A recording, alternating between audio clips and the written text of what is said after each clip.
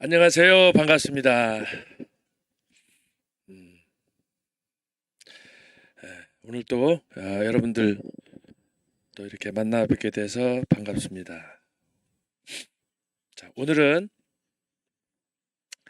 에, 화요일 어제 부산에서 부산역 광장에서 모임이 있었고, 오늘 수요일은 현재 대구에서 자유마을 모임이 진행되고 있습니다. 저는 어제 부산에 가서 오전 오후 집회를 참석하고 오후에 오늘 강의 때문에 어제 오후에 올라왔습니다. 그래서 끝나면 4시에 용산에서 또 광주로 이동하게 되겠습니다. 어제 자유마을 부산역 광장에서 비가 내리는 중에 이제 성대하게 진행이 됐습니다. 그래서 오늘은 어제 부산역 광장에서 모임을 하는 중에 또 갑자기 시상이 떠올라서 정리를 했습니다. 그래서 오늘은 요일별 시 한 주 쉬고 다음 주에 계속해서 하도록 하겠습니다. 오늘은 여러분들이 유튜브 보시는 것처럼 약속된 미래를 향하여 라는 시로 오늘 강의를 시작하도록 하겠습니다. 다 같이 함께 큰 소리로 낭송하도록 하겠습니다. 약속된 미래를 향하여 예수한국 복음통일 부산역 광장 대회에 붙여 기상청의 예고대로 이른 아침 비 내리는 부산역 광장. 거리의 가로수는 단비에 수줍은 미소를 짓고 대지는 두 팔 벌려 환호하고 여기저기 사람들 335 어디를 가는 건지 모두가 바쁜 걸음으로 애국에 목마른 광장의 시민들 우산을 쓴 채 한 마음으로 정돈된 의자에 앉아서 반주를 따라서 노래하고 즐겁게 찬양하며 연사들의 말씀에 환호하고 현 시국 상황을 염려하면서 오직 믿음 하나로 예수 한국 자유 통일을 소리 높여 부르짖고 1948년 8월 15일 우남 이승만의 건국 74년 은총 아래 세계 10대 국가로 세계는 한국으로 한국은 약속된 미래로 자 이렇게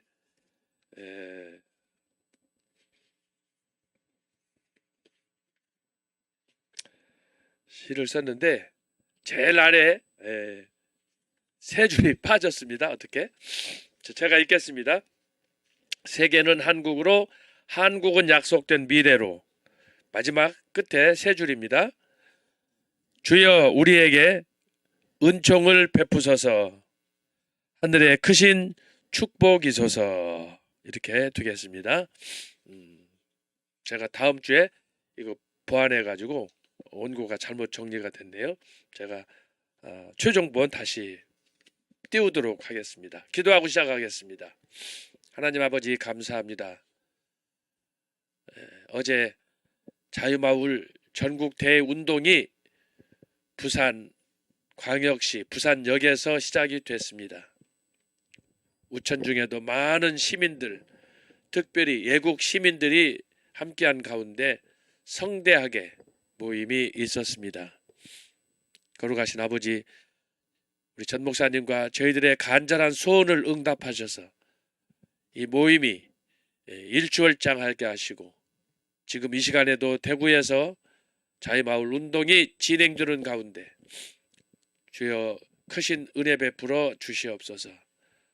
이번 주 대구 이어서 광주로 그리고 또 대전으로 계속되는 행사마다 하나님께서 도우시고 특별히 주말에 있을 4월 29일 오후 1시 광화문 이승만 광장에서 있을 저희들의 이 애국운동 하나님께서 복을 주셔서 이번에는 100만, 200만, 300만, 1000만이 모이는 대형 집회로 5월 1일에 있을 좌파 세력들의 이런 대회를 저지하는 큰 그 기념비적인 모임이 될 수 있도록 역사하여 주시옵소서. 연일 듣고 보는 소식마다 참담함을 금하지 않을 수가 없습니다. 국민의힘은 국민의힘대로, 또 더불어민주당은 민주당대로 권력 싸움이 무엇인지 주여 서로가 서로를 증오하고 원망하고 비난하는 일들이 많고, 특별히 전에 전쟁으로 불리는 더불어민주당 내에 지난 대표 선출 과정에서 있었던 비리들이 지금 폭발하고 있습니다. 하나님 아버지, 정말 저희들이 이런 어려운 때일수록 정신을 차리게 하시고 정말 하나님께서 원하시는 뜻이 무엇인지 깊이 분별하는 하나님의 사람들 되게 하여 주시옵소서. 권불 10년이라고 했지만 거기에 목매달아 모든 걸 걸고 뛰는 이 사기극들을 주님께서 단절시켜 주시고, 가진 것 없어도 누릴 것 없어도 복음과 함께 십자가와 함께 저희들이 행복한 삶을 누릴 수 있는 믿음의 여정 함께 할 수 있도록 주여 도와주시옵소서. 이 시간에도 저희들 다시금 중세교회사를 통해서 보여주시는 아버님의 뜻을 저희들이 찾고자 하오니 가르쳐 주시고, 말씀을 통하여 강의를 통하여 저희들이 함께 주님의 역사를 경험하고 배우는 은혜로운 시간이 되게 하여 주시옵소서. 이 시간 현재 대구에서 벌어지고 있는, 진행되고 있는 자유마을 운동에 하나님이여 복의 복을 더하여 주시옵소서. 이제 강의가 시작되겠사오니 마치는 시간까지 성부와 성자와 성령 하나님 함께하여 주시옵소서. 어디에서 있든지 저희들이 강의를 통하여 집중하게 하시고 하나님의 발길, 손길을 체험할 수 있는 시간이 되게 하여 주옵소서. 시정을 주님께 의탁하오며 예수님의 이름으로 기도하옵나이다. 아멘.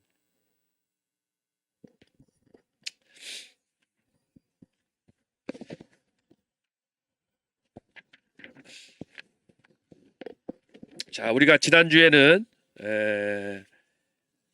그 중세교회와 초대교회의 연속성과 불연속성, 이걸 살피는 중에 종교 개혁이 어떻게 진행됐는가 하는 거 조금 우리가 맛을 봤습니다. 자, 이해를 위해서 제가 다시 도표를 그립니다. 참고로 여기에 제가 미국의 이은영 사모님, 그 미국 전체 자유마을 총관 총괄에서 일을 하고 계시는데 연락을 주셨습니다. 혹시 지금 미주 쪽에서 청교도 신학원 가입하기 원하시는 분들, 또 궁금하신 분들은 연락하시면 도움이 될 것입니다. 적극적으로 도와주실 것입니다. 참고하셔서 연락하시기 바라고, 자, 우리가 살펴보려고 하는 것은 뭐냐 그러면, 자, 이렇게 도표상으로 제가 정리를 하겠습니다. 이게 초대교회입니다. 초대교회.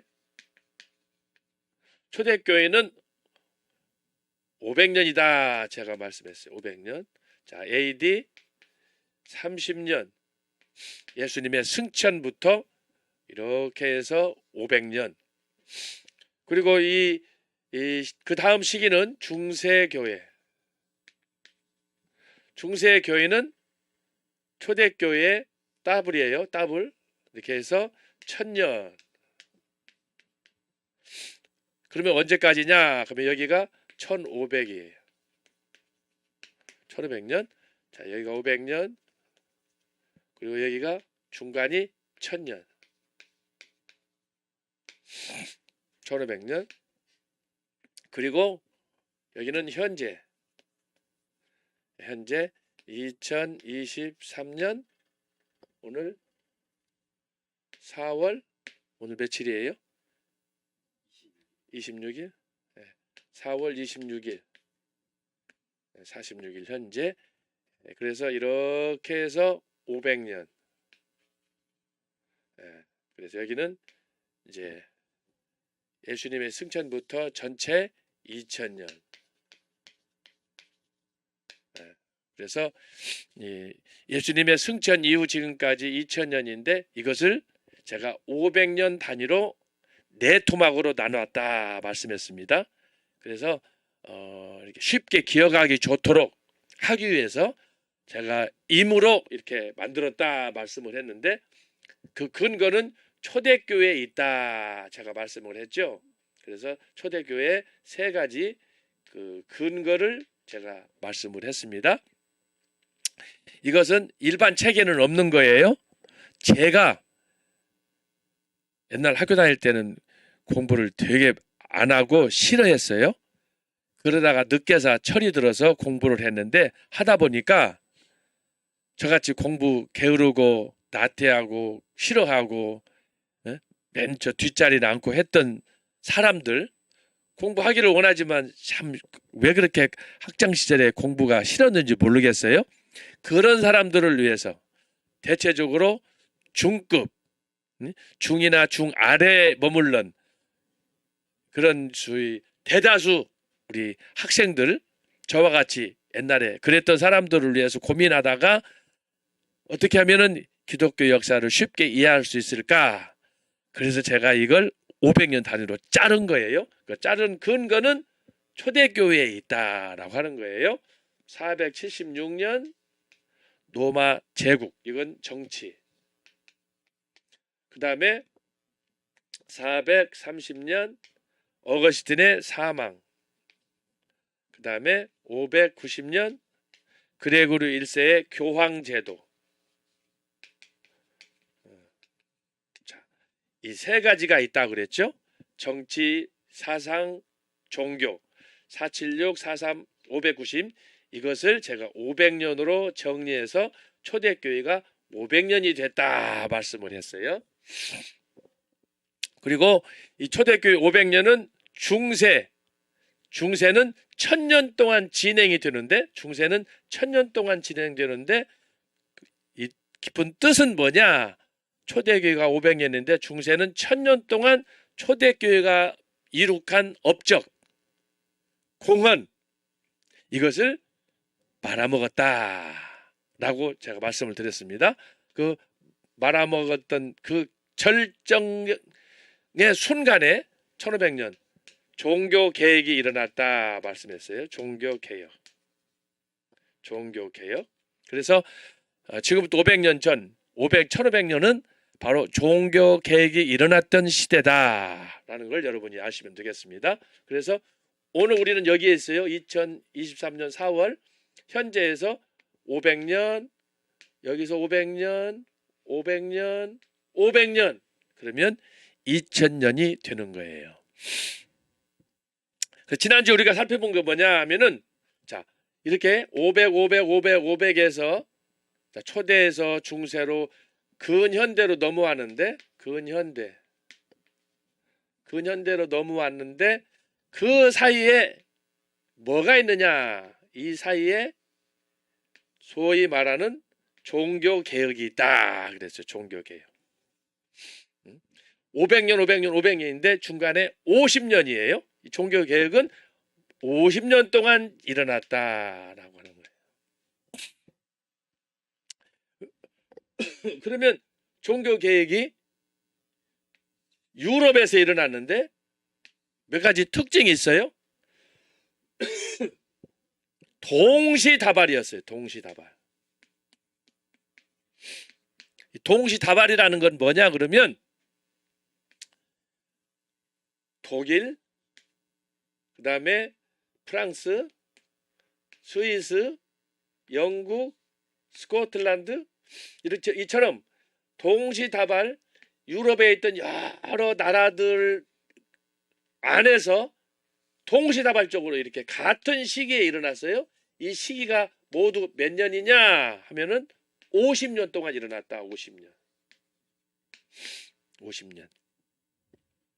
대표적으로 독일 가운데는 루터가 일어났어요.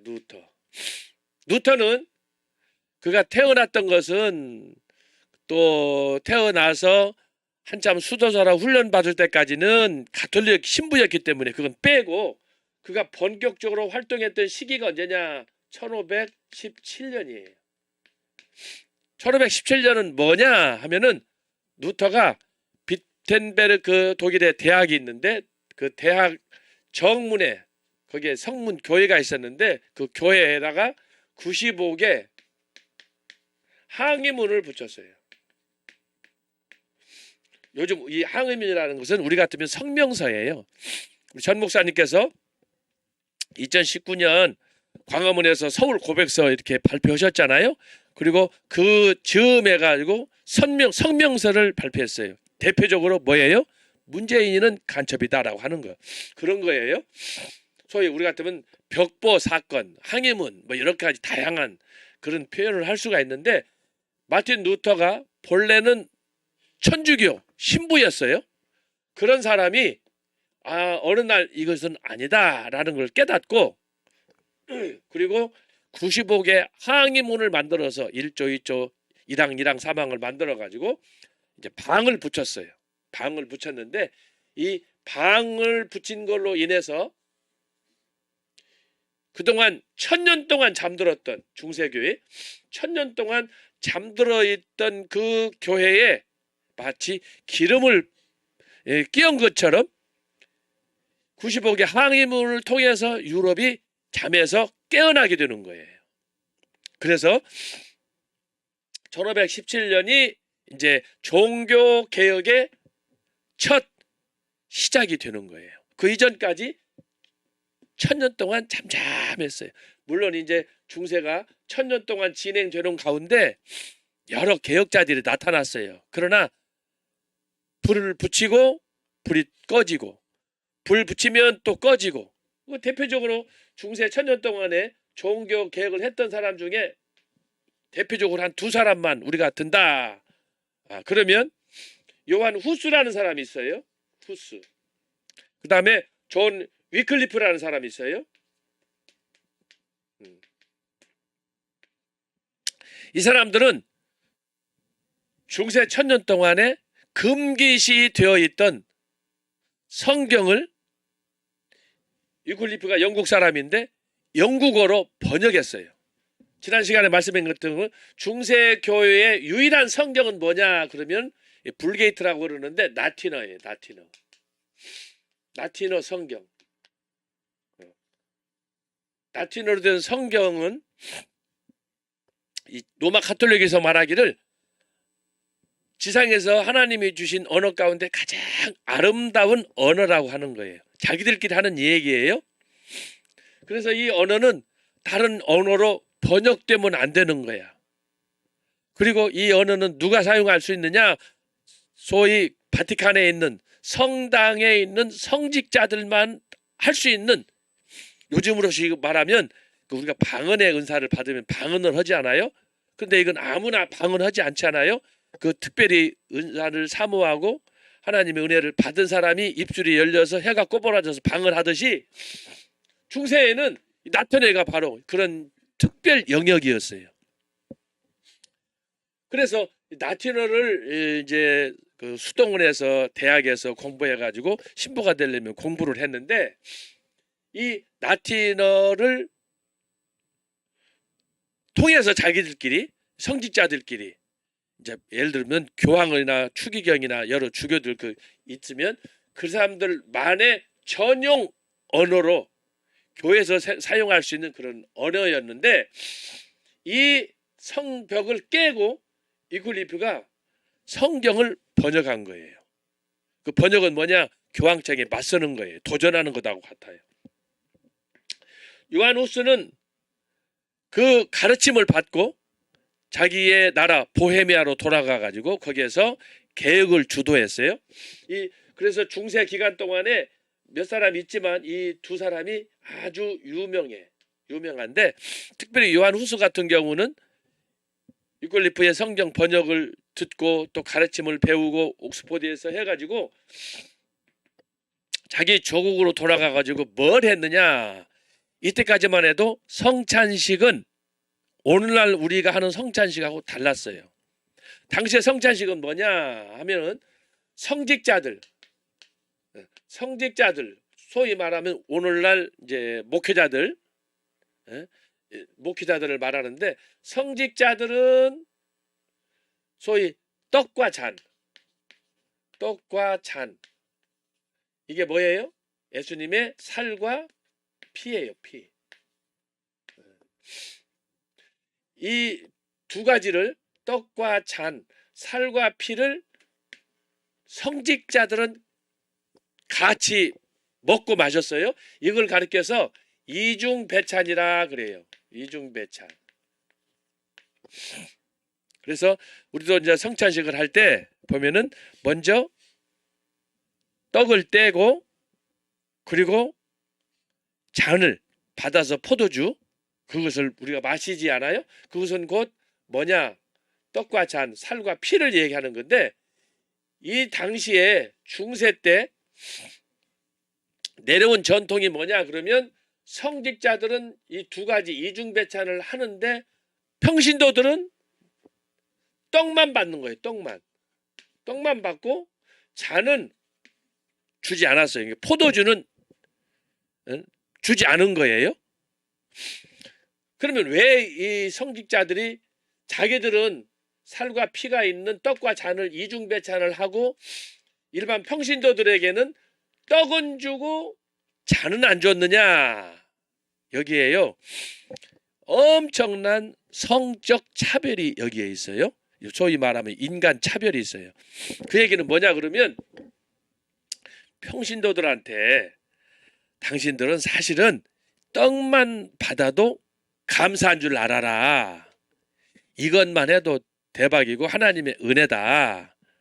그렇기 때문에 당신들은 잔은 받을 수 없다. 이렇게 된 거예요.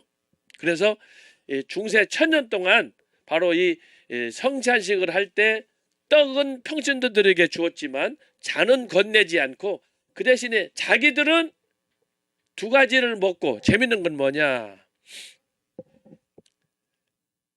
성찬식을 하다가 이제 떡은 다 이제 함께 나누었는데, 결국은 성찬식을 위해서 자기들이 포도주를 많이 만들었잖아요.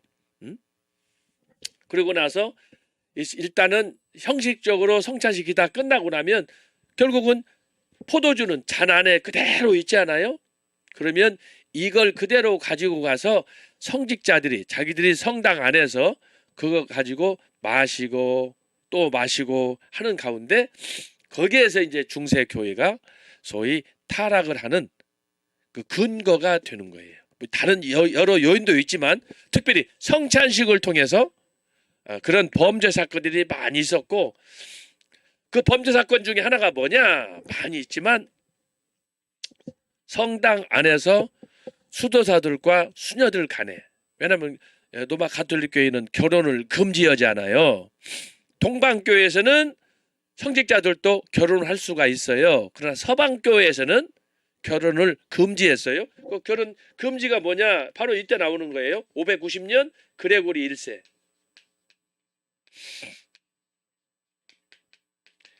그레고리 1세가 앞으로 성직자들은 교황을 비롯해 가지고 예수님하고 결혼했기 때문에 어떻게 해요? 결혼을 하면 안 된다.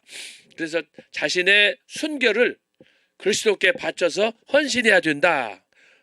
여러분, 이론상으로는 얼마나 아름답습니까? 그래서 사도 바울처럼 그렇게 돼야 된다는 거예요. 그래서 이제 이런 제도가 590년에 시작이 됐는데 꾸준히 역사가 발전하는 가운데 중세 1000년 동안 이런 전통이 지켜지게 되는 거예요. 그래서 성찬식을 할 때 이중배찬 떡과 잔을 마셔야 되는데, 예수님께서도 제정하셨듯이, 그런데 로마 가톨릭 교회에서는 교회법으로 이걸 딱 제재해서 성직자들은 오케이, 그러나 일반 평신도들은 잔은 안 된다라고 한 거예요. 그런데 요하누스 보헤미아에서 영국에 와서 유학도 하고 했던 이 후스가 가르침을 받고 돌아가 가지고 로마 가톨릭 교회 아성인 자기 고향에 돌아가서 이건 말이 안 된다. 그렇게 해서 예수님께서 가르쳐 주신 초대교회 전통을 따라서 이중 배찬을 해야 된다. 이것을 시도를 한 거예요. 자, 그랬으면 어떻게 되겠습니까? 1000년 동안 내려왔던 이 전통을 후스가 자기 고향에 가가지고 깨뜨렸으니 후스가 어떻게 되겠어요? 결국 후스는 계획을 하다가 순교 당하는 거예요. 어쨌든 그런 일이 있었고, 그래서 중요한 것은 뭐냐 그러면은 이제 돌아가서 독일에서는 루터가 1517년 95개 항의문을 붙임으로 인해서 종교개혁의 소위 봉화, 깃발을 세웠다라고 하는 거예요. 그 다음에 이제 1572년에는 뭐가 있었느냐 하면 스코틀랜드의 계획자 존 낙스가 사망한 해예요. 사망. 자, 그래서 제가 지난주에도 말씀드렸지만 1517년에서 마지막 종교개혁자 스코틀랜드의 존 낙스가 사망한 1572년, 자, 이렇게 해서 플러스 마이너스 했더니 몇 년이냐? 50년이더라. 이렇게 되는 거예요. 50년. 그래서 제가 이거 종교개혁을, 이 종교개혁 시기를 여기다가 50년이다. 이렇게 한 거예요. 특별히 5자에 방점을 맞췄어요. 500년인데 종교개혁을 50년 해가지고 5자 돌림으로 제가 딱 정리를 한 거예요.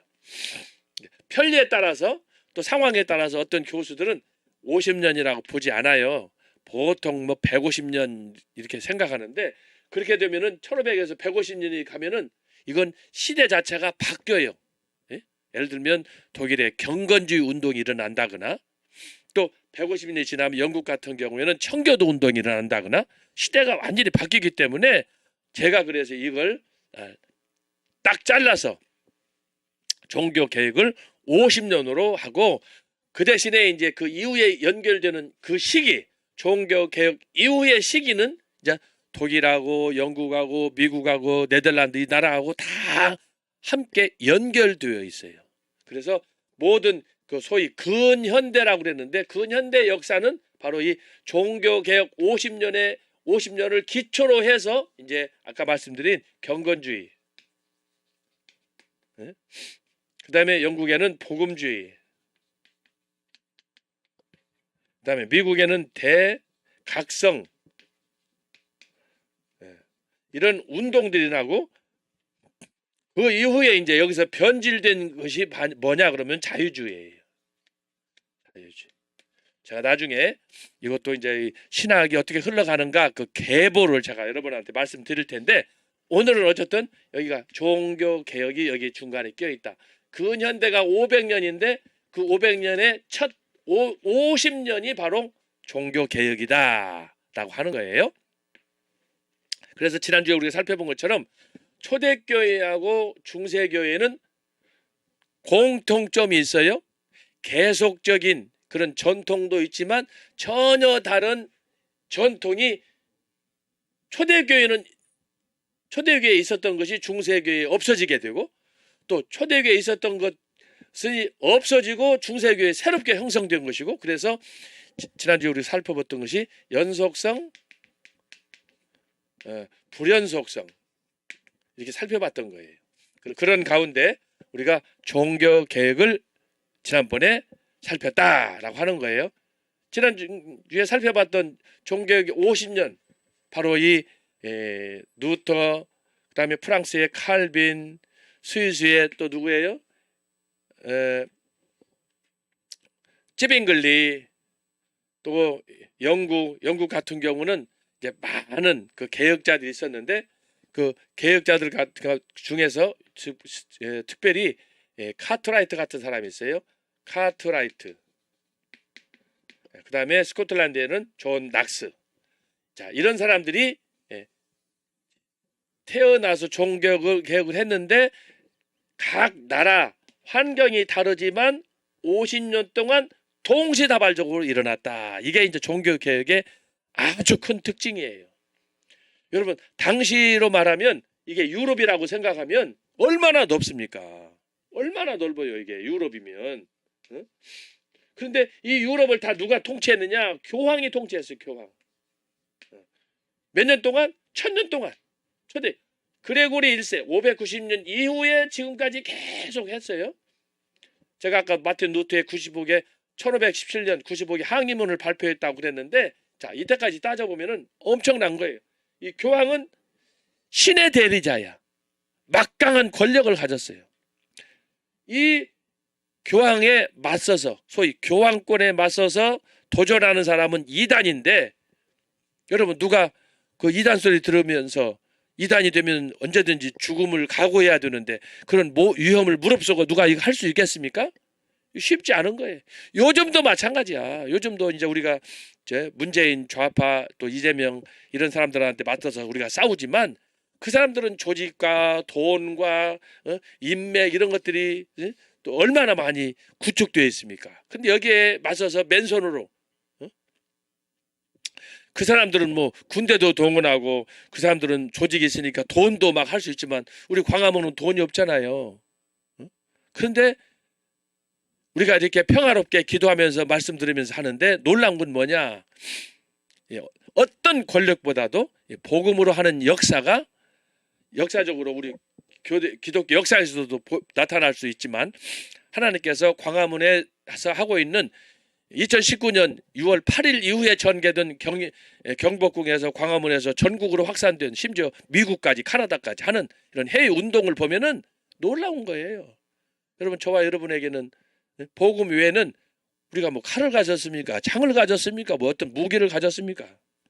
근데 하나님께서 우리의 중심을 보시고 지금까지 역사를 통해서 여러분들이 현장에서 보듯이 매 순간이 기적의 역사다라는 것을 알 수 있는 거예요. 그래서 칼보다도 총보다도 무서운 것이 뭐냐? 복음의 힘이다라고 하는 거예요. 그렇게 해서 여러분이 이해하셔서 그래서 종교개혁 50년 동안에 동시다발적으로 일어났다. 두 번째는 특징이 뭐냐? 다양한 사람들이다. 다양한 사람들. 시대별로 다 달라. 누터, 칼빈, 쯔뱅글리, 카트라이트, 낙스 다 생년월일이 다른 사람들이에요. 나라도 달라. 예를 들면은 영국 유럽이니까 스코틀랜드는 섬이잖아요. 영국 섬. 독일은 지금 유럽이고 프랑스도 마찬가지고. 그런데 어떻게 이렇게 흩어져 있던 여러 지역에서 이 사람들이 동시다발적으로 다양한 사람들이 이걸 운동을 일으킬 수 있느냐. 그래서 종교개혁은 50년 동안에 이렇게 일어났지만 폭발력이 대단한 거예요. 이것도 이제 제가 다음 학기에 우리 종교개혁을 할 때 이걸 좀 더 설명할 거고, 그때 가면 저의 책 만화 종교개혁사가 나온다고 그랬잖아요. 그거 보면 여러분들 재밌게 볼 수 있을 거예요. 어쨌든 종교개혁은 기독교 2000년 역사에서 마치 히말라야 산맥처럼 뭐 이런 산 정도가 아니야. 히말라야. 절정으로 가는 거. 왜 그렇습니까? 초대기 500년, 중세 1000년, 종교개혁 50년. 자, 여러분, 초대기 500년 전통을 중세교회가 1000년 동안 어떻게 했다고 그랬어요? 내리막길로 갔어요. 이제는 천국 가는 표를 사야 천국 간다. 교회가 천국 가는 티켓을 팔았어요. 그것이 지난번에 말씀드린 것처럼 뭐라고 그랬어요? 면죄부다 그랬잖아요. 면죄부. 이 표를 사면 저와 여러분이 혹은 우리의 조상들이 지은 죄가 어떤 죄를 지었을지라도 헌금의 액수에 따라서 여러분 지옥에서 천국으로 간다는 거예요. 이것을 독일에서부터 이렇게 굉장히 활발하게 독일뿐만 아니라 유럽 전역에서 실행이 됐지만 가장 아주 활성화되게 열심히 했던 그 지역이 독일이에요. 독일이었는데 바로 그곳에서 면죄부를 팔아가지고 그 판 돈으로 베드로 성당을 지어야 되니까 건축비를 써야 되니까 헌금을 안 하는 거예요. 지난주에 살펴봤던 것처럼 교황청이 둘로 나눠졌다고 그랬잖아요. 이탈리아 로마에 있던 교황청이 프랑스 아비뇽으로 가는 바람에 교황이 본래 있던 노마에 한 사람, 새로 저쪽에 있는 아비뇽에 한 사람, 서로 싸우는 거예요. 여러분, 교황은 신의 대리자인데 서로 저주하고 정죄하면 돼요, 안 돼요? 근데 서로 원수가 되는 거예요. 70년 동안. 그래서 제가 얘기했잖아요. 바벨론의 이스라엘 백성들이 70년 포로로 간 것처럼 참 공교롭게 여기 교회사에서도 교황청이 70년 동안을 노마에서 프랑스 아비뇽으로 떠나 있었어요. 그래서 노마 교황청에 70년 유배라 이렇게 말하는 거예요. 재밌는 거 아니에요? 이것도 나중에 우리가 살펴볼 거예요. 자, 그래서 종교개혁이 초대교회 500년, 중세교회 1000년 하면서 이렇게 내리막길을 갔는데 그 끝이 면죄부다. 희망이 보이지 않는 거. 이 광경을 누가 봤느냐? 루터가 봤어요.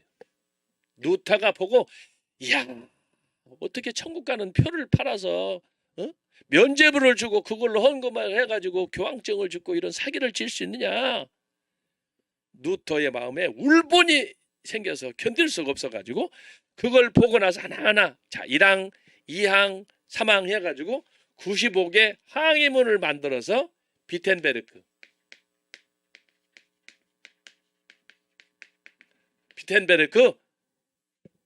그 교회 정문 앞에다가 이걸 딱 방을 붙인 거예요. 방을. 처음에는 루터가 이걸 붙였을만 해도 마치 우리 여기 교회 가는 골목에다가 이 방을 하나 붙이면 사람들이 그걸 주목해서 봐요? 안 봐요? 안 봐요. 얼마나 사람들이 바쁜데. 네? 그런데 대학에다 붙여서도 사람들이 관심이 없어. 그러니까 루터도 처음에는 특별한 마음이 아니고 그냥 자기 뜻을 의지를 전달하기 위해서 하나 딱 붙여놨는데 이야, 이것이 폭발력을 가지면서 2달 만에 독일 전역으로 퍼지는 거예요. 여러분, 그때는 인쇄술이 아직 발달 안 해가지고 이 사람들 홍보하고 하는 것이 쉽지가 않은 때예요. 응? 뭐 인쇄술이 나왔다고 하지만 요즘같이 막 컴퓨터로 찍어내고 그런 시대가 아니라고. 아주 구닥다리. 그런데도 불구하고 이 항의문이 비텐베르크 대학 정문에 성문에 딱 붙어 있을 때 지나가던 사람들이 볼 때 뭐 이상한 사람들이 삐떼서 저기 무슨 소리야, 또 뭐 저기 무슨 소리 하는구만, 이런 식으로 비아냥을 댔는데 이게 급속도로 입을 타고 쫙 퍼져가는 거예요. 그 왜 그렇습니까? 금기 사항이야. 금기. 교황에 대해서 누구도 비판하거나 하면은 그건 죽음이고 이단이 되는 건데, 아니 금기 상황을 1000년 동안 내려왔던 전통인데 루터가 그 새파란 젊은이가 이걸 방을 붙였다. 이건 안 되는 거예요.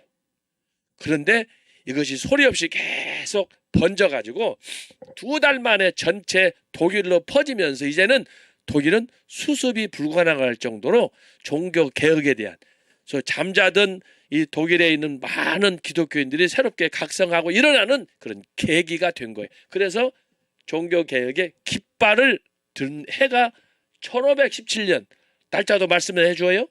10월 31일. 10월 31일. 이날은 우리나라에 마치 8월 15일 광복절, 뭐 10월 3일 뭐 개천절 뭐 이런 거 있듯이 유럽의 독일 카렌다에서 10월 31일은 뭐냐 하면은 만성절이라고 그래서 모든 신들을 위해서 제사하는 날이었어요. 만성절. 그러니까 모든 신들이니까 다른 날은 몰라도 이날은 하여튼 믿거나 말거나 하나 이렇게 기도하는 거예요. 그러면 모두 각자 수많은 신들이 있는데 어느 거라도 하나 걸릴 거 아니겠어요? 그 날을 위해서 예배하는 날인데, 이 만성절 날 비텐베르크 대학의 정문에 루터가 방을 딱 붙인 거예요. 그랬는데 이것이 바로 종교 개혁을 여는 시발점이 됐다. 깃발이 됐다. 그래서 종교 개혁은 1517년에 루터를 통해서 일어났고, 이 운동이 1570년, 72년 스코틀랜드의 장로교 목사 개혁자 낙스가 죽으면서 이제 시대는 종교 개혁 시대에서 근대, 어떤 시대로? 근대 중에서도 어디로 간다고요? 경건주의, 복음주의, 대각성, 그 다음에 나중에 1800년대 가면은 자유주의, 여기서 이제 또 근본주의, 예? 뭐 이런 운동들이 계속 일어난다라고 하는 거예요. 자, 그러면 오늘은 지난주에 하나 얘기했어요.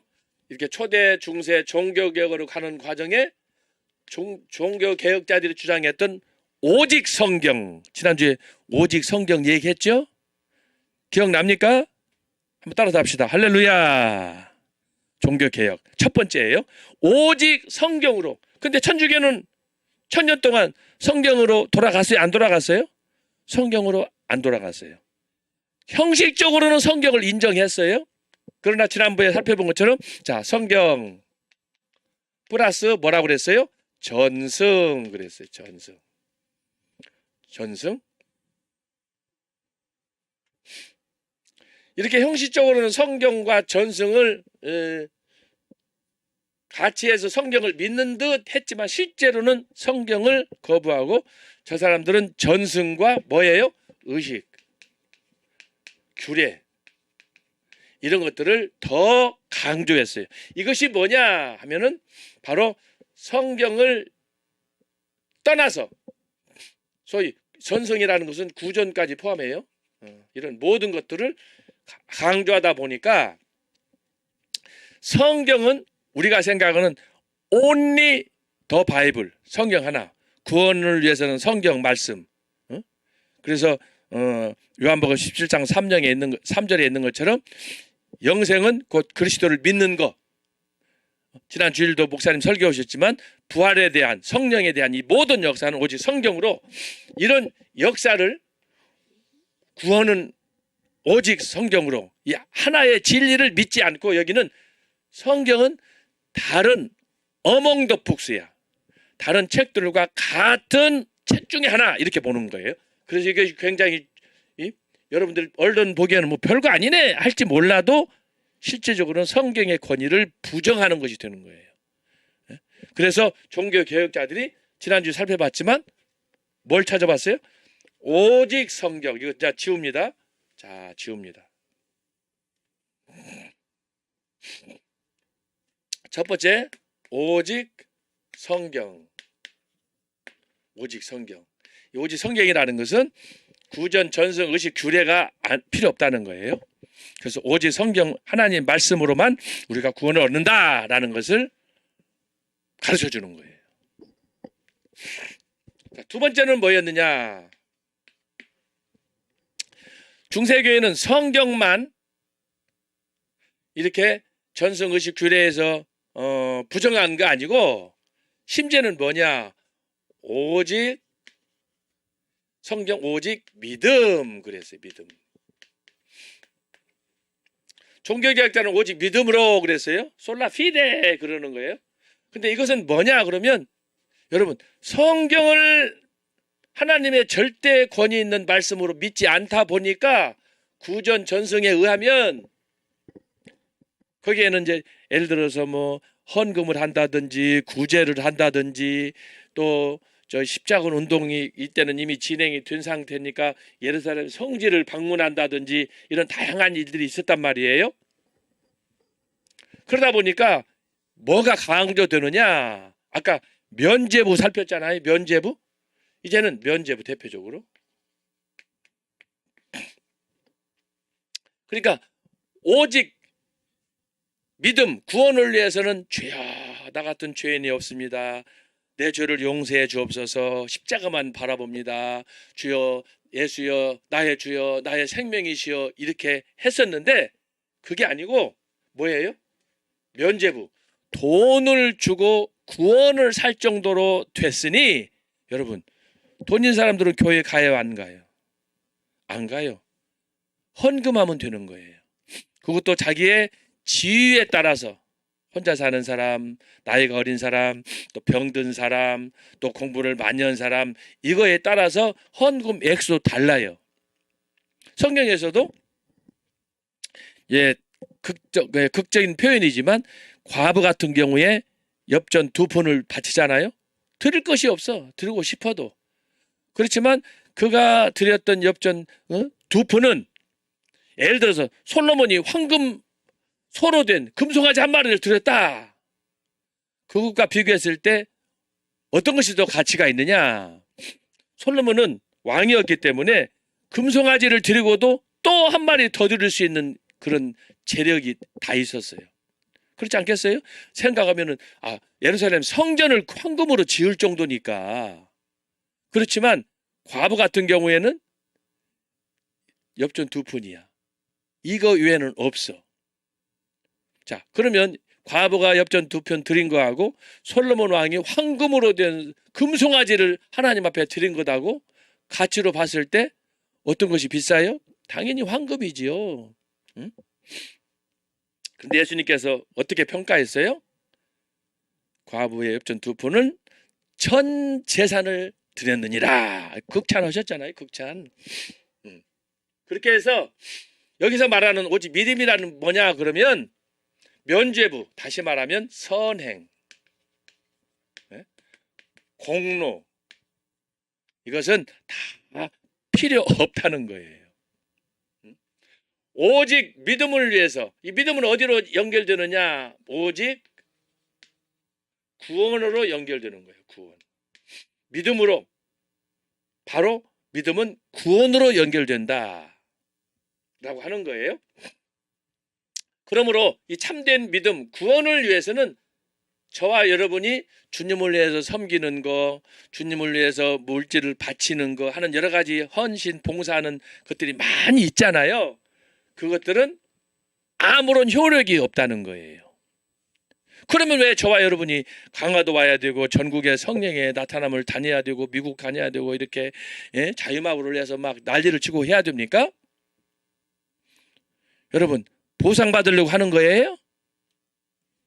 그거 아니에요. 자, 천주교에서는 그렇게 하는 것이 선행이에요. 이것이 그 사람들은 공덕이야. 이건 불교에서 말하는 것하고 똑같아요. 그런데 이것은 선행이나 공로나 공덕은 성경이 가르치는 하나님이 우리에게 가르치시는 것하고는 전혀 다른 거예요. 저와 여러분이 이렇게 금식하면서 잠 못 이루면서 물질 투자하면서 시간 내자면서 광화문에 가고 그거 비가 오나 눈이 오나 저 어제도 부산역 광장에 있었다고 그러잖아요. 비가 오는데 다 우산을 들고 비 맞아가면서 그 의자에 앉아가지고 찬양팀이며 어저께 보니까 진주에선가 이광석 목사님 교회에서 주일학생까지 다 와가지고 거기서 찬양하고 그 비닐로 된 그걸 입고 거기 나와서 특송하고 들어가고 막 구호를 외치고 그러는데 정말 감동이더라고요. 근데 그렇게 하는 이유가 뭐예요? 보상받으려고? 보상받는 것은 천주교에서 하는 거예요. 그건 잘못된 거예요. 공로 사상이고 면죄부 받는 거다 천국 가는 표 사는 거다 똑같은 거예요. 그러나 저의 여러분이 믿는 성경적인 성도는 어떻게 신앙생활을 해야 되느냐? 아무것도 아니라는 거예요. 그냥 오직 믿음을 위해서 구원을 위해서 하는 건데 저와 여러분이 하는 것은 뭐냐 하면은 다른 거예요. 공덕과 다른 거예요. 이것은 은혜로 하는 거예요. 은혜로. 자원해서 하는 거예요. 여기서 은혜로 자원이란 뭐냐? 하나님께서 허물과 죄로 죽을 저와 여러분을 위해서 아들을 통해서 십자가를 통해서 보여주신 그 하나님의 사랑에 감격함으로 구약시대에는 노뱀을 보는 자마다 살았지 않아요. 그런 것처럼 예수 그리스도를 마음으로 주로 믿고 영접하는 사람에게 하나님의 자녀가 되는 권세를 주셨는데 나같이 사람을 구원하신 주님의 그 은혜에 감사하여 자원하는 마음으로 은혜에 대한 보답이에요. 이것이 다른 거예요. 이것이 다른 거예요.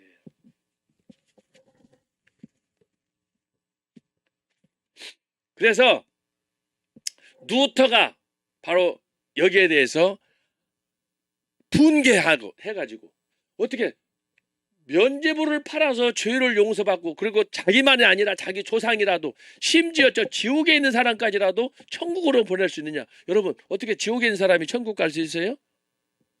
중세 천주교에서는 갈 수 있다는 거야. 면죄부 헌금을 많이 하라는 거야. 이건 완전히 뻥이고 사기예요. 이것을 중세에 로마 가톨릭교회 일부 성직자들이 그걸 막 홍보하고 다녔어요. 길바닥에 다니면서 헌금통을 놓고 그 중에 제일 유명한 사람이 누구냐면은 이름이 텟젤이에요. 텟젤이라는 사람. 저 사람이 얼마나 말을 잘하는지, 이것은 콩이다, 콩이다. 그런데 이 콩을 팥이다, 팥이다 하면은 사람들이 믿을 정도로 그렇게 뻥을 잘 치는 사기꾼이었어요. 근데 이 사람이 그렇게 면제부를 팔면서 연보통을 갖다 놓고 시청각적으로 사람들이 이제 줄을 서서 그걸 볼 거 아니겠어요? 그러면은 텟젤이라는 사람이 연보통이 있어. 연보통이 있으면 길거리에다가 이 연보통을 놓고, 이게 연보궤에 이게 이제 함이 있잖아요. 거기다가 동전을, 옛날에는 종이가 없을 테니까 동전으로 주로 이제 사용을 했으니까 동전을 여기다가 이제 넣는단 말이죠. 그러면 이게 동전이 딱 내려가서 여기다가 바닥에 가면은 그냥 동전이 조용히 종이처럼 이렇게 안착하지 않잖아요. 떨어질 때 어떻게 해요? 동전이 땡그랑하고 떨어진단 말이에요. 이게 쌓이지 않겠어요? 자, 그러면 텟젤이 설교하기를, 여러분이 어떤 죄를 지은 사람일지라도 이 연복궤에다가 헌금을 하면 헌금이 늘 때는 소리가 나요, 안 나요? 안 나요. 이 입구가 크니까. 근데 이것이 바닥에 딱 떨어져서 안착할 때 쨍 하고 이제 거기에 바닥에 이제 쌓인단 말이죠. 여러분, 이 텟젤의 사람이 어떻게 설교한 줄 알아요? 여러분이 어떤 죄를 지었어도, 여러분의 조상들이 어떤 죄를 지었어도 여러분이 바치는 헌금으로 여기다가 예물을 드리면 그것이 바닥에 떨어져서 쨍그랑 하는 그 순간에 지옥에 있는 영혼이 연옥으로 간다는 거예요. 구원을 받는다는 거예요. 이렇게 사기를 쳤어요. 자, 그것의 핵심은 뭐냐 하면은, 자, 선행으로, 공로로, 공덕으로 구원받을 수 있다 그랬는데, 루터가 그걸 보고, 야, 소위 말해서 저건 완전히 이재명이다, 저건 문재인이다, 이렇게 생각한 거예요. 저건 사기를 쳐도 어떻게 저렇게 쓸 수 있냐. 그렇게 해서 오직 믿음으로 이 소위 종교 개혁의 표대를 삼은 거예요. 그래서 오직 성경, 오직 믿음. 세 번째예요. 자, 세 번째는 뭐가 있느냐? 오직 성경, 오직 믿음, 그다음에 오직 예수 그랬어요. 제가 지금 설명한 것처럼 초대교회, 중세교회를 거치면서 특히 중세교회에 와가지고 교황은 뭐가 됐다? 신의 대리자다. 신의 대리자. 그러니까 교황의 말을 거스리면 그 사람은 이단이 되는 거예요. 그래서 중세 때 마녀 사냥, 마구잡이로 막 이렇게 사람을 끌어다가 죽였는데, 십자군 전쟁 때도 마찬가지예요. 그랬었는데 신의 대리자다. 이것 때문에 나온 것이 뭐라고 그랬죠? 지난번에 칠성례 가운데 고해성사.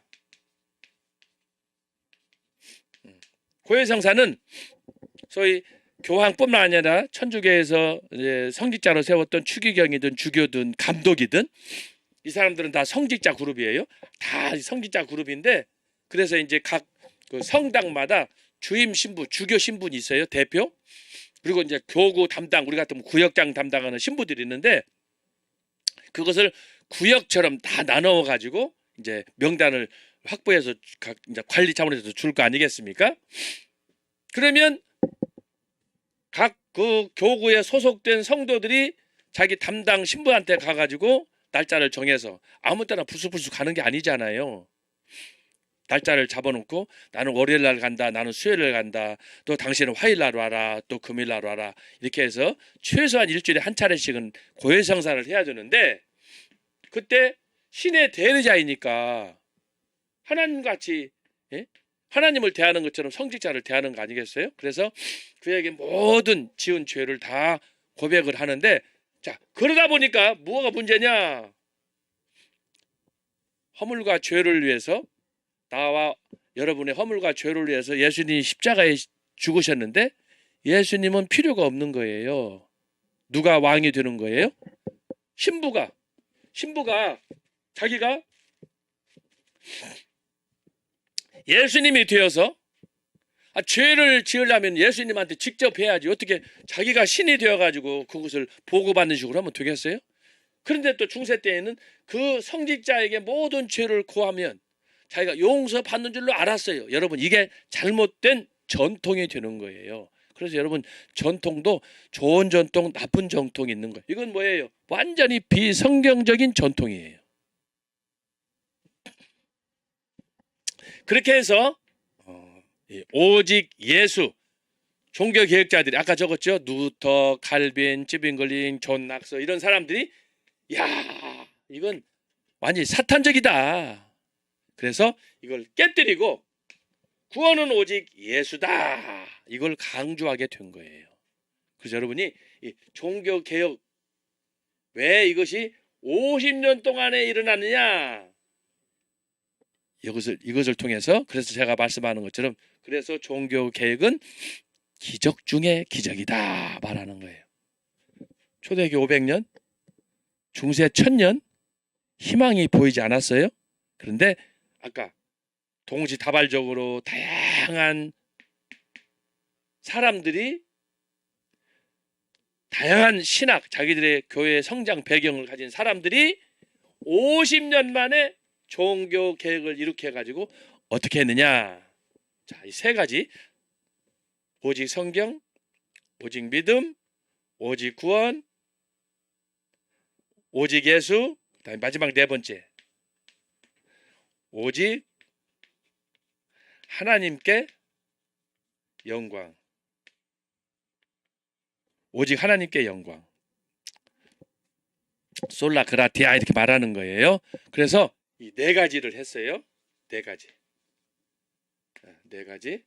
했는데 특별히 마지막 네 번째 오직 하나님께 영광을 이건 누가 강조했느냐? 칼빈이 강조했어요. 그래서 종교 개혁자 중에 존 칼빈은 개혁의 중심이 되는 거예요. 자, 그렇게 해서 종교 개혁자들이 네 가지를 이루었다. 근데 중세 때는 어떻게 됐느냐? 오직 하나님께 영광이 아니라 오직 교황님께, 오직 성진자님께 영광. 그래서 왜? 신의 대리자니까. 그래서 로마 가톨릭 교회가 완전히 타락하게 되는 거예요. 심지어 교황을 정죄하고 교황청이 로마 또 프랑스 아비뇽에 있다 보니까 서로가 서로 대립하고 싸우는, 저주하는 이런 일들까지 발생하게 됐다라고 하는 겁니다. 자, 이렇게 해서 여러분 오늘 그 지난주에 이어서 종교개혁 맛보기 조금 다뤘는데, 자, 오늘 우리는 그러면 초대교회하고 중세교회 돌아가서 초대교회, 중세교회의 핵심적인 그 가르침, 지난주에 우리가 초대와 중세의 차이점을 봤기 때문에 연속성, 불연속성을 봤기 때문에 이제는 중세교회의 1000년 동안에 일어났던 일들 중에서 일어난 일들 중에서 우리가 몇 가지, 자, 중세는 그러면 어떻게 역사를 썼느냐, 그리고 우리가 여기 교환을 보는 것처럼 중세는 언제부터 어떻게 1000년이 남았느냐, 이런 것들을 우리가 오늘 살펴보도록 하겠습니다. 자, 이 간단한 이 그림을 여러분들이 항상 머리에 연상하시고 하면 좋겠습니다. 자, 그래서 오늘 중세교회사의 역사 개관 여기 1페이지로 가겠습니다. 1페이지.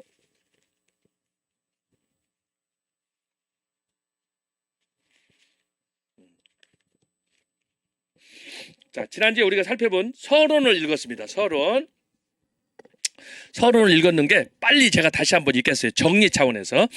자, 역사가 보여주는 교훈은 이 땅에 영원한 제국은 없다이다. 이는 역사적으로 고대 애굽과 바벨론, 아시리아와 페르시아, 헬라와 로마가 잘 보여준다. 특별히 그처럼 웅장하고 화려했던 로마 제국의 정치, 경제적, 영화와 문화적 통일성은 무참히 깨어졌다. 하지만 로마의 패망 이후 유럽의 역사는 새로운 지평을 열었다. 그동안 세계를 지배해왔던 그리스와 로마 중심의 역사는 지중해를 넘어 유럽 대륙으로 이동하며 게르만족이라는 새로운 역사의 주역을 낳게 되었다. 이렇게 시작된 중세 소위 서방 교회는 우주적 교회의 상징으로 모든 것을 종속화 내지 절대화하였다. 지금까지 우리가 살펴본 로마 가톨릭 교회 중세 천년을 제가 정리를 한 거예요. 그 결과 정치적 종교적 자유는 전적으로 배제된 채 오직 성직자들의 교권주의적 횡포와 전형만이 팽배하였다. 사람들의 교회에 대한 무관심과 영적 태만은 교회를 더욱 심한 어둠에 빠지게 하였다. 왜 그랬습니까? 자, 면죄부가 마지막 방점이다 라고 하는 거예요. 이는 마침내 이슬람의 등장과 확장, 이에 대한 기독교의 응전으로 십자군 전쟁과 같은 참상을 야기하였다. 여기서 등장하는 것이 뭐냐? 소위 초승달과 십자가의 전쟁이에요. 초승달은 뭐예요? 이슬람의 상징 아닙니까? 초승달이 떴던 그 어느 날 밤에 마호메트가 소위 하나님으로부터 계시를 받았다라고 떠드는 그거예요. 그래서 초승달. 그래서 이슬람교는 다 초승달이 들어가 있지 않아요? 결국 중세 천년의 암흑기를 보냈습니다. 자, 이것은 초대교회와 중세교회의 아주 현격한 차이다. 초대교회 때는 이슬람교가 없었어요. 그래서 전 세계는 기독교권 안에 로마의 국교도 되고, 그러나 중세 때에는 이슬람이 등장하면서 이제 기독교 세계는 둘로 나누게 된다라고 하는 거예요. 근데 그 도전이 얼마나 심각한지 지금 그 도전의 중심이 한국이 지금 있습니다. 특히 경기도 가평 같은 경우 지금 심각한 상황입니다. 지금 대구에서도 지난주인가 데모가 그러잖아요. 한마디로 중세교회는 모든 것이 종교적인 상황에서 가장 비신앙적이고 비종교적인 부패 양상을 노출하였다. 따라서 중세교회는 어떤 새로운 전기를 마련하지 않고는 파멸할 수밖에 없는 상황에서 종교 개혁을 맞이하였다. 그래서 제가 지금 이 초대 중세 종교 개혁을 이 서론 상황을 설명하는 가운데서 간단하게 설명을 했습니다. 자, 그럼 2번으로 갑니다. 중세의 역사 서술 형식. 자, 중세는 매우 복잡한 중에 수많은 역사를 잉태하였습니다. 자, 초대가 500년인데 초대교 500년 동안 얼마나 많은 역사가 있었습니까? 그런데 중세는 비록 어둠의 시대로 타락한 시대라고 했지만 역사가 1000년이에요. 이 1000년 동안의 중세 역사, 지금 현재 유럽을 생각하면 여러분이 이해하실 거예요. 역사가 얼마나 많겠습니까? 광범위하고 그걸 얘기하는 거예요. 그런 가운데서 자연스럽게 역사 기록, 다양한 나라가 있는데 그 나라마다 한국은 한국대로, 일본은 인국대로 역사가 있잖아요. 그런 것처럼 바로 유럽의 역사는 자연스럽게 다양한 기록을 내게 되었는데 특징이 뭐냐? 특징, 중세교회 특징은 교황의 지배, 통치 아래에 있었다. 이것이 여러분들이 생각하면 좋겠어요. 중세계 여러 독일이니 프랑스니 이탈리아니 있었지만은 모든 교회는 교황의 지배 아래에 있었다. 이것이 큰 특징이에요. 초대교회 특징은 뭐예요? 교황이 없었어요. 이때 특징은 로마 황제가 다스리던 때예요. 그래서 큰 특징, 로마 황제, 중세는 교황 이렇게 나눠지는 거예요. 그래서 우리가 초대교회를 생각할 때만은 세속 통치지만 로마의 그 황제들이 모든 권력을 장악했다고 한다면 중세는 그 교황이 초대교회 로마 황제의 조직 전통을 그대로 갖다가 이름만 바꾼 거다라고 하는 거예요. 그래서 나온 것이 로마 가톨릭 교회가 되는 거예요. 로마 가톨릭. 예? 초대교회하고 중세교회가 다른 점은, 자, 초대교회는 황제가 통치했고 중세는 교황이 다스렸는데 중세 교황이 교회를 다스리면서 어떤 전통, 로마 교회의 초대교회 로마 제국이 다스렸던 그 제도를 그대로 답습해서 머리만 얼굴만 바꿨다.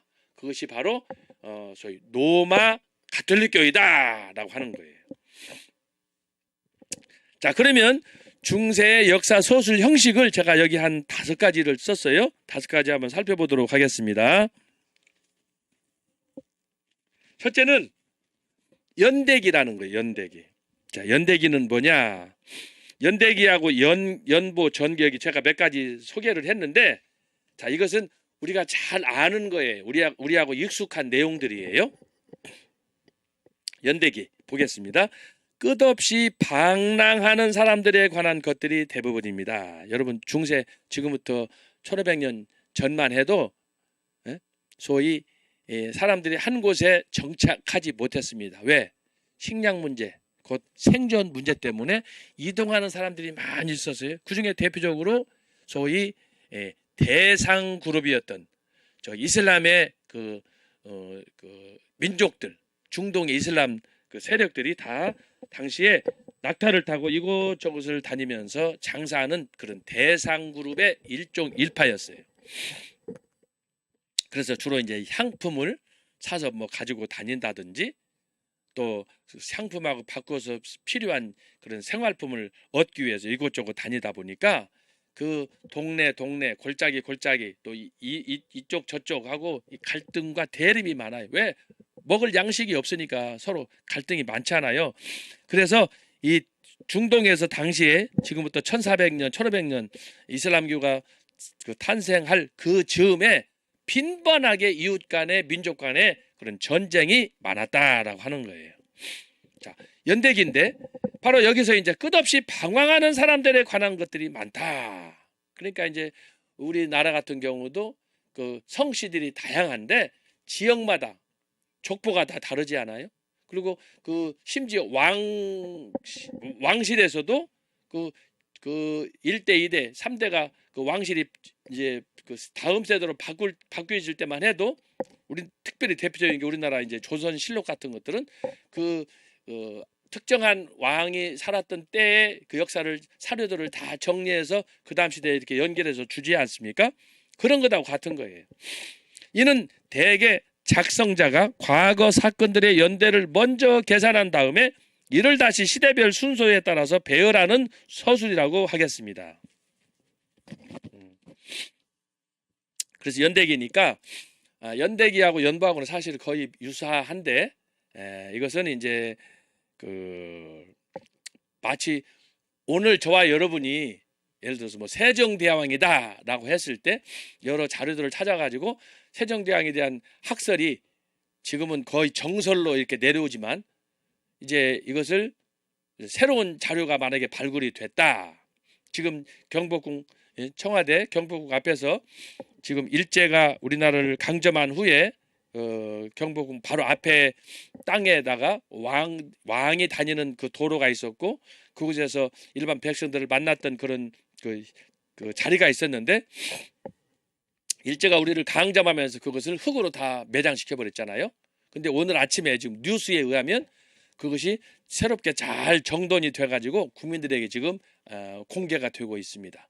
그런 것처럼 우리가 몇백 년 전 이야기를 지금부터 뭐 1500년 2000년 전 이야기를 우리가 어떻게 알겠습니까?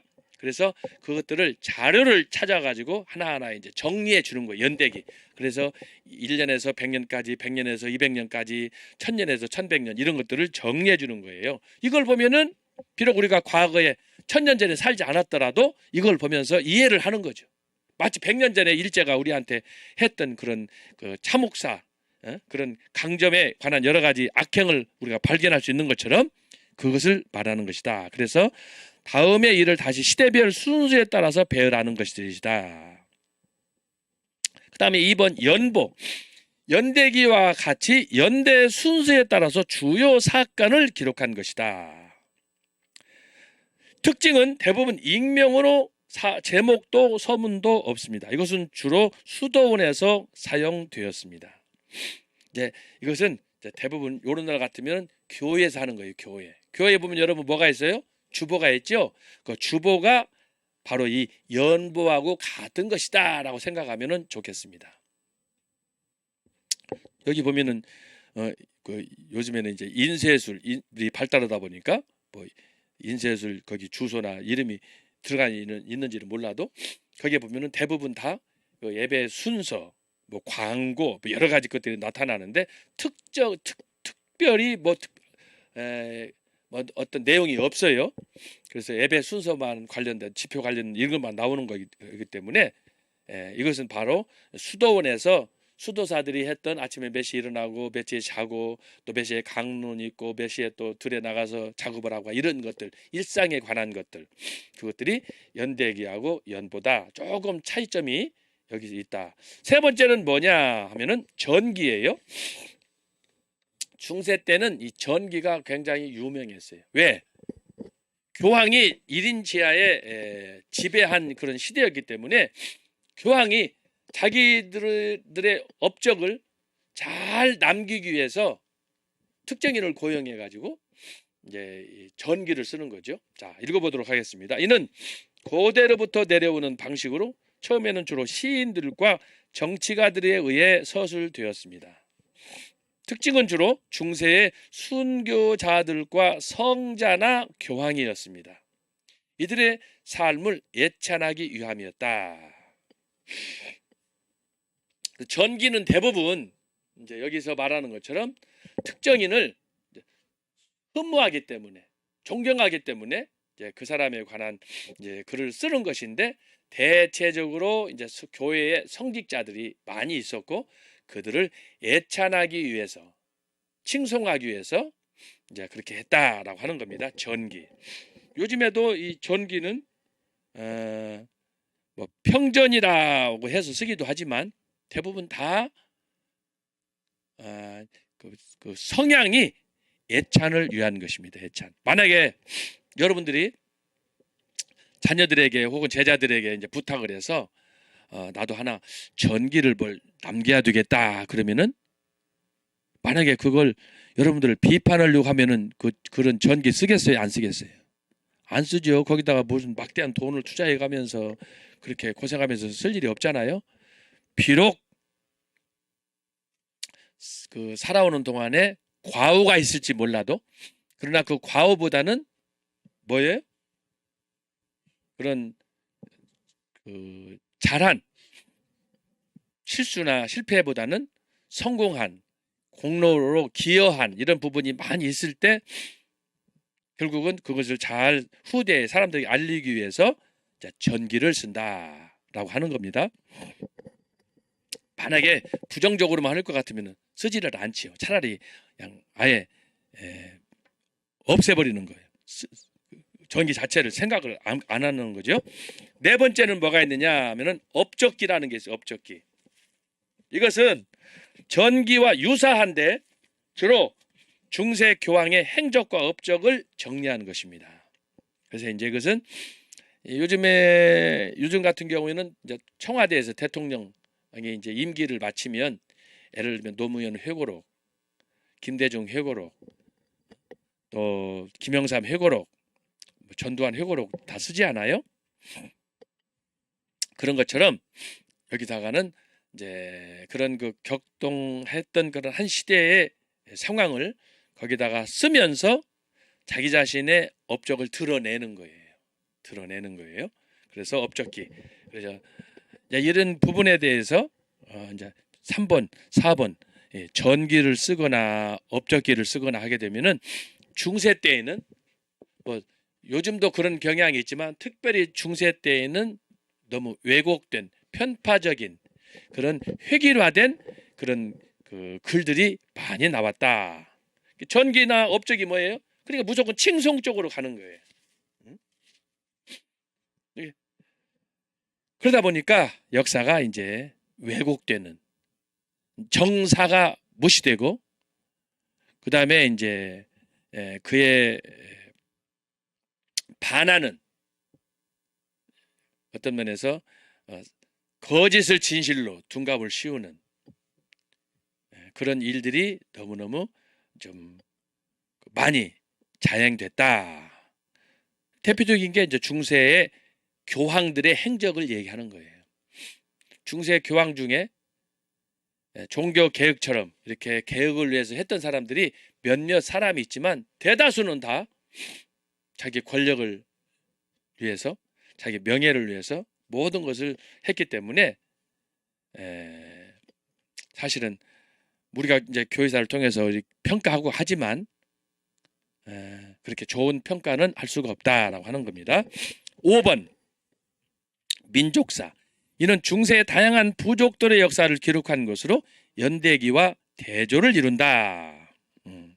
아까도 말씀했듯이 중세 때는 여러 나라들이 이렇게 서로 분리된 상태에서 각각 이제 발전을 했기 때문에 그것이 이제 독일 같은 경우는 독일의 독일사, 프랑스는 프랑스사, 이탈리아사, 영국사 이런 것들이 이제 다양하게 나온단 말이죠. 그래서 이제 이탈리아 같은 경우, 영국 같은 경우, 프랑스 같은 경우에 우리의 민족의 조상은 누구냐 이런 것들이 이제 거기에 나오는 거죠.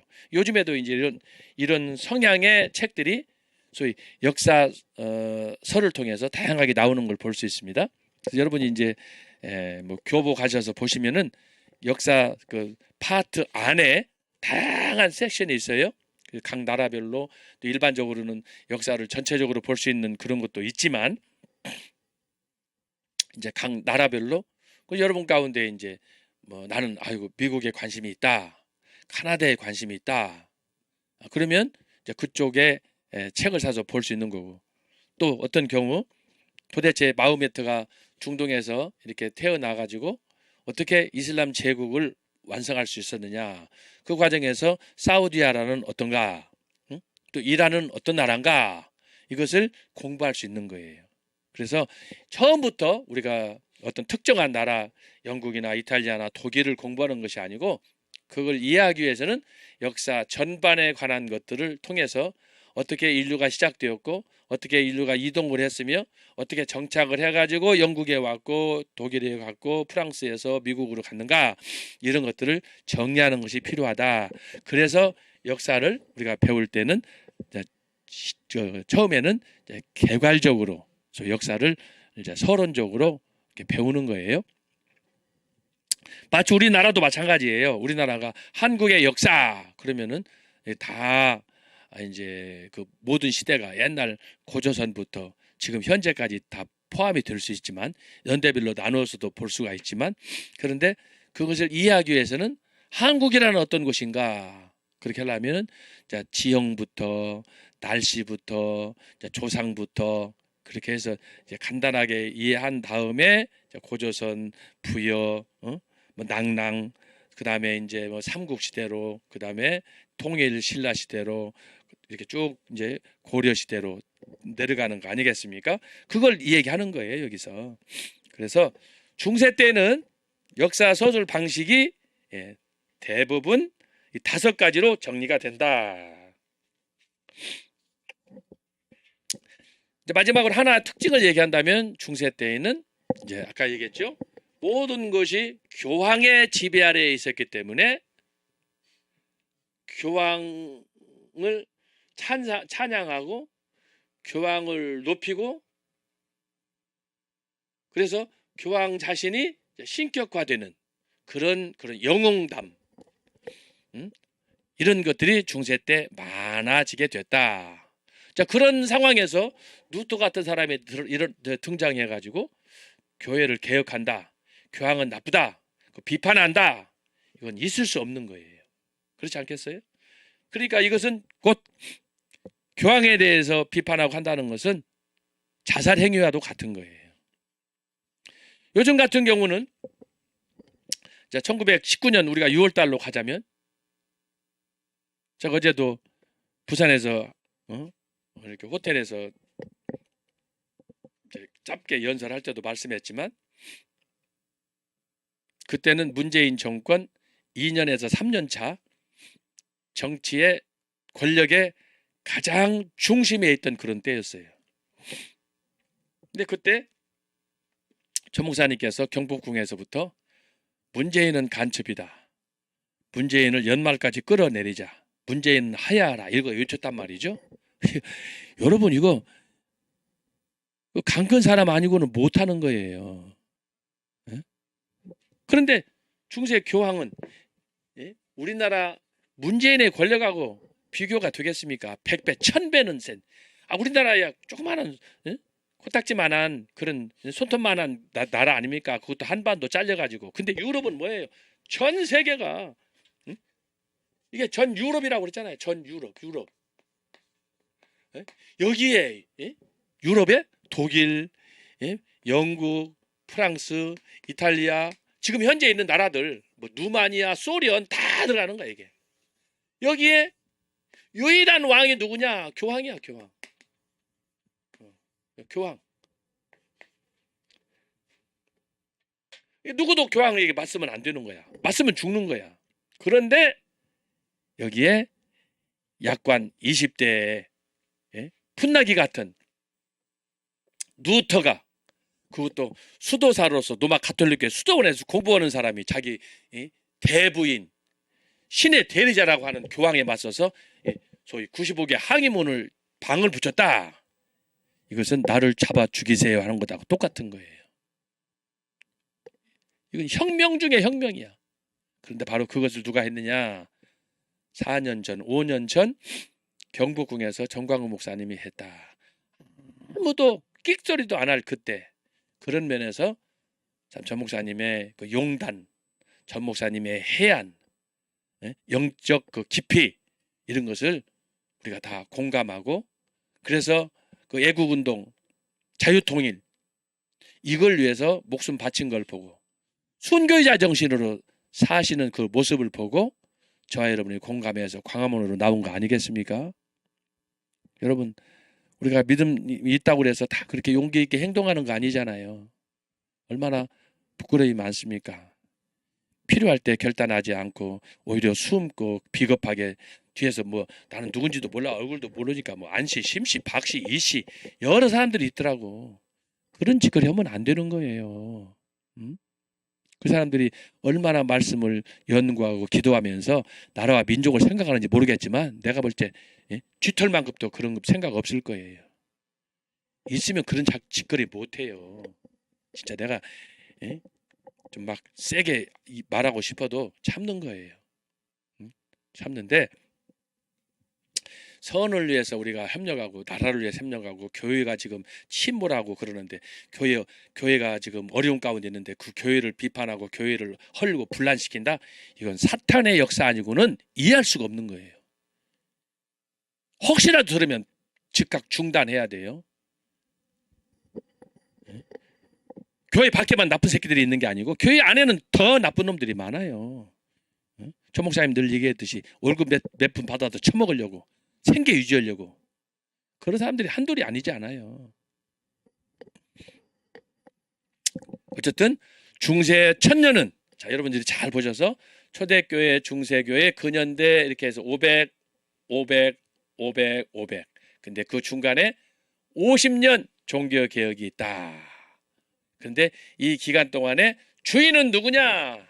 교황이다. 근데 여기에 맞서서 종교개혁을 부르짖고, 그래서 종교개혁을 이룩했다. 그런데 누가 감히 교황에 대해서 고양이 목에 방울을 달 수 있는가? 용기 있는 자가 아니면 할 수 없는 그 일. 그 일을 전 목사님이 약 5년 전에 광화문에서 횃불을 들듯이, 루터가 횃불을 들듯이 광화문에서 외친 그 함성이 오늘 광화문으로, 세상에 광화문을 하게 되면은 우리가 뭐 세종대왕이나 이순신만 안 왔지 거기에 이승만 광장이라고 누가 붙였습니까? 그것도 전 목사님이 붙인 거예요. 광화문에 이승만 광장. 그래서 거기다가 이제 동상을 하나 세워야지. 건국 대통령 우남 이승만. 제가 지난주에 들으니까 경복궁 옆에 청와대 그 근처에 큰 한 만여 평 되는 공터가 있는데, 제가 들은 바로는 그곳에다가 지금 오세훈 시장을 통해서 우남 이승만 박사의 기념관을 세우려고 한다는 얘기를 들었어요. 장소가 너무너무 좋아요. 난 그거 꼭 실현이 됐으면 좋겠어요. 그래서 지금까지 잊혀졌던 우남 이승만, 우리 건국 대통령, 솔직하게 뭐 해방 이후 6.25를 지나면서 우리가 얼마나 우리 현대사가 복잡하게 얽혀 있었습니까? 별별 사람 다 있잖아요. 뭐 김구 씨로부터 여운형 씨로부터 별별 사람 다 나와 있어요. 그렇지만 결국 우리가 역사를 통해서 공부하면서 보니까 우남 이승만 박사의 판단은 유일하게 정확했다. 나머지는 다 잘못했으면 김일성의 소위 이용당해 가지고 결국은 나라를 팔아먹을 수 있었다라는 거 아니겠습니까? 그거 지금 어제도 그러고 우리가 현장에서 지금 경험하고 있는 거예요. 근데 그 상황에서 정확하게 아주 해안을 갖고 우남 이승만 박사가 판단해서 남북한 단독 정부라도 우리가 해야 되겠다. 결국은 그래서 우리가 지금 자유 대한민국을 해서 이런 특권을 누리고 있는 것이 아닙니까? 어쨌든 여러분 감사하시고, 그래서 저도 사실은 지금까지 뭐 한국사에 대해서 우남 이승만 박사에 대해서 선입관이 있었기 때문에 김구를 유리하게 보고 우남 이승만은 별거 아닌 줄 생각했어요. 그런데 제가 전 목사님 만나서 광화문에 나와서 수많은 정치학자, 헌법학자 이런 분들을 통해서 강의를 들으면서 내 마음이 완전히 바뀌었어요. 야, 그래서 지금 제 마음속에 만약에 우남 이승만 박사의 기념관이 언제 세워질지 모르지만 이 일을 위해서도 나도 좀 도움이 됐으면 좋겠다는 마음으로 기도하고 있습니다. 어쨌든 그렇게 해서 여러분이 협력해 주시고 기도해 주시고, 어쨌든 우리가 초대 중세를 보면서 오늘 중세교회의 방점은 뭐냐? 천년은 교황의 시대였다라고 하는 거예요. 그러면 교황의 시대가 칭송을 받아야 되잖아요. 그런데 어둠의 역사였다라고 하는 거예요. 그런데 그 모든 500에서 1000년의 어둠으로 갔는데 50년 만에 종교 개혁을 통해서 이것을 회복했다. 그래서 종교 개혁은 제가 말씀한 것처럼 기적 중의 기적이다. 이건 하나님의 선물이에요. 독일에서 한 사람, 프랑스에서 한 사람, 스코틀랜드에서 한 사람, 영국에서 한 사람, 야, 이 사람들이 동시다발적으로 일어나 가지고 50년 만에 종교 개혁을 일으켰다. 그래서 여러분 장로교가 생긴 거예요. 그래서 침례교도 있고 누토교도 생긴 거예요. 종교 개혁이 아니었으면요, 이건 영원히 천주교예요. 그럼 천주교가 지금 하는 거 뭐예요? 지난주 우리가 봤지만 정의사회, 뭐 구현, 뭐 성직자회 이런 개 쓰레기 같은 새끼들 말이야. 자, 강의 끝나는데 내가 세게 한번 욕을 했습니다. 이건 뭐예요? 윤 대통령 탄핵한다고 이게 성직자고 이게 미친놈들이 그 새끼들이 왜 여기 가서 한다고 떠들어. 북한에 가서 김정은이 가서 수발을 들든지 병신짓 하고 그러는 거지. 성직자라는 탈을 쓰고 말이야. 그게 천주교예요. 천주교. 여러분 이거 기독교하고 종자가 다른 거예요. 그 사람들은 두 신을 섬기는 거야. 하나님하고 교황을 섬기는 거예요. 마치 갈멜산에서 에레미야 엘리야하고 지금 바알과 아세라 섬겼던 그 사람들하고 싸움하는 전쟁터를 보는 것 같아. 어쨌든 여러분들이 오늘 이걸 잘 기억하시고, 다음 주에는 중세가 어떻게 좀 더 세분해서 나타나는가. 자, 초대교 500년, 중세 1000년인데 중세 1000년이 어떻게 세분이 되고 세 시기마다 어떤 특징이 나타나느냐 하는 것들을 우리가 살펴보도록 하겠습니다. 경청해 주셔서 감사합니다. 기도하고 마치겠습니다. 하나님 아버지 감사합니다. 오늘 또 우리에게 이렇게 귀한 시간 주셔서 중세 1000년 동안에 특별히 종교개혁 50년 진행되는 과정에서 있었던 일들을 간략하게 살폈습니다. 주여 저희들에게 이 광대한 역사를 이해하는데 집중할 수 있게 하시고 하나하나 들을 때 마음으로 잘 정리할 수 있는 그런 특별한 지혜와 능력을 주시옵소서. 역사를 통해서 하나님의 뜻을 나타내시는 여호와 하나님, 오늘 이 시대는 격동기 정말 혼란한 가중에 있습니다. 우리나라가 사느냐 죽느냐의 기로에 있습니다.